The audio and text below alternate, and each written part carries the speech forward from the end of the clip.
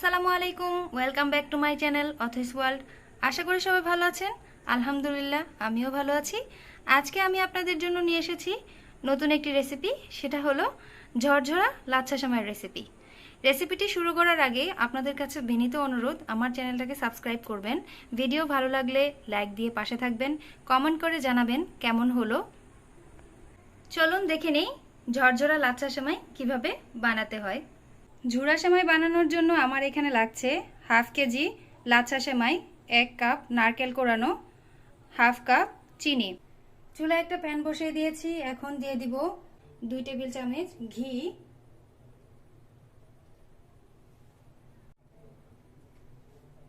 এই পর্যায়ে দিয়ে দিব 1 কাপ নারকেল কোরানো।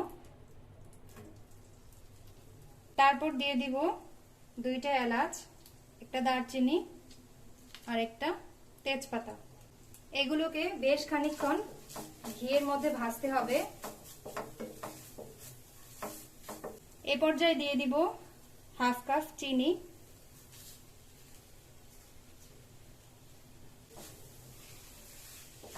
চিনি দিয়ে নারকেলটাকে ভালোভাবে ভাজতে হবে। নারকেলটা যতক্ষণ না পর্যন্ত বাদামি রঙের হয়ে আসছে ততক্ষণ পর্যন্ত আমি ভেজে নিব। আমার নারকেলটা বাদামি করে ভাজা হয়ে গেছে। এখন এই পর্যায়ে আমি দিয়ে দিব সেমাইগুলো।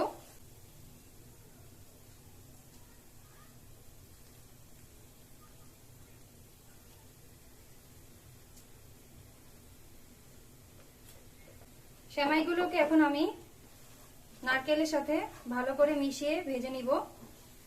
যতক্ষণ না পর্যন্ত এটা ঝরঝরা হচ্ছে ততক্ষণ পর্যন্ত আমি এটা নেড়েচেড়ে ভাজতে থাকবো।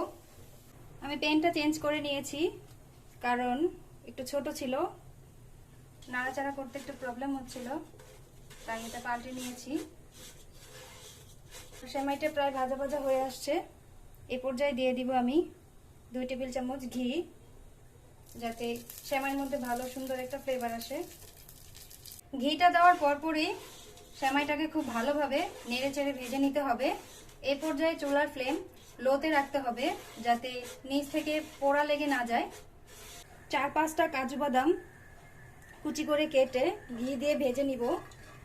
ভেজে তারপর ঝুরা সেমাইতে দিয়ে দিব। বাদামটা এখন ঝুরা সেমাইতে দিয়ে দিলাম। বাদামগুলো ঝুরা সেমাইতে দিয়ে দিয়েছি। এখন ভালোভাবে মিশিয়ে নিব। সেমাইটা নামিয়ে নিব। আমার সেমাইটা ঝরঝরা হয়ে গেছে। আমার সেমাইটা পরিবেশন করা হয়ে গেছে।